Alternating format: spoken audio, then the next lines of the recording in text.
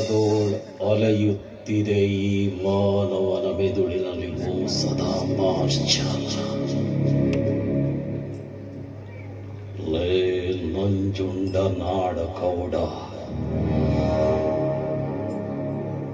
ಸುತ್ತ 40 ಹಳ್ಳಿಗೆ ನ್ಯಾಯ ಕೊಡೋ ನ್ಯಾಯವಂತನ ಪಟ್ಟ ಕಟ್ಕೊಂಡು ಕಂಡವರ ಕಣ್ಣಿಗೆ ನೀನೇ ಕುಬೇರನಾಗಿ ಮೆರಿತಾ ಇದೆಯಲ್ಲ. ಆದರೆ ಈ ದೇಸಾಯಿ ಮನೆತನದವರ ಕಣ್ಣಲ್ಲಿ ನೀನು ಯಕಶ್ಚಿತ ನಾಯಿ.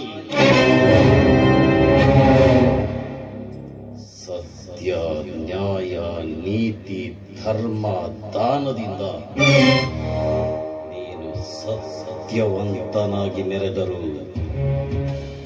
ಈ ದೇಸಾಯಿ ಮನೆತನದವರನ್ನ ಗೆಲ್ಲೋದು ನಿನ್ನಿಂದ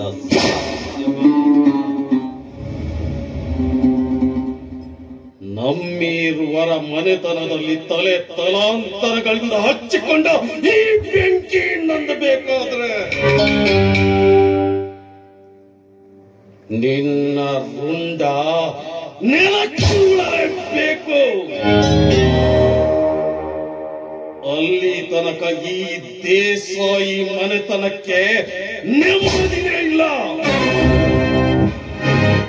ಎಂದು ನಿನ್ನ ರಕ್ತನ ಈ ಭೂಮಿ ಮೇಲೆ ಚಲ್ತೀನೋ ಆವತ್ತೇ ಈ ದೇಸಾಯಿ ಮನೆತನದವರ ಆತ್ಮಕ್ಕೆ ಶಾಂತಿ. ಅಣ್ಣ, ಈ ದೇಸಾಯಿ ಹಾಗೂ ಆ ನಂಜುಂಡ ನಾಡಗೌಡರ ಮನೆತನದ ಮಧ್ಯ ನಡೀತಾ ಇರುವ ವೈರತ್ವ ಇವತ್ತು ನಿನ್ನೆದಲ್ಲ, ತಲತಲಾಂತರದಿಂದ ನಡೆದುಕೊಂಡು ಬಂದ ಕೋತೋನೋವಿದು. ಈ ಕದನಕ್ಕೆ ರಕ್ತದ ಹೊಳೆಯ ಹರಿದಿದೆ, ಸಾವಿರಾರು ಜನರ ಪ್ರಾಣ ಹೋಗಿದೆ. ಇಷ್ಟಾದ್ರೂ 10 ವರ್ಷಗಳ ಹಿಂದೆಯಷ್ಟೇ ಮಧುರ ಬಾಂಧವ್ಯವನ್ನ ಬಯಸಿ ಕದನಕ್ಕೆ ವಿರಾಮ ಹಾಡಿದ್ದು ಅದೇ ನಂಜುಂಡ. ಆದ್ರೆ ಇವತ್ತು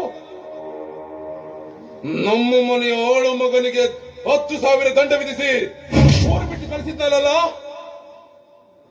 ಇದು ನಮ್ಮ ಮನೆಯ ಆಳು ಮಗನಿಗೆ ಆದ ಅವಮಾನ ಅಲ್ಲ, ಈ ದೇಸಾಯಿ ಕುಟುಂಬಕ್ಕೆ ಘೋರ ಅಪಮಾನ.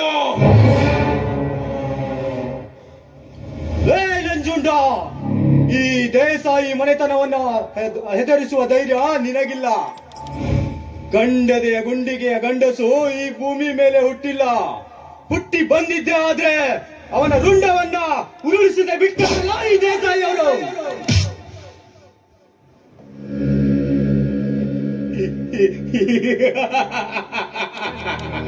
ಕಾಲ ಸನ್ನಿಹಿತವಾಗ್ತಾ ಇದೆ. ಸಮಯ ಸಾಧಿಸಿ ನಮ್ಮ ಸೇಡಿನ ಜ್ವಾಲೆಯನ್ನ ನಂದಿಸಿಕೊಂಡು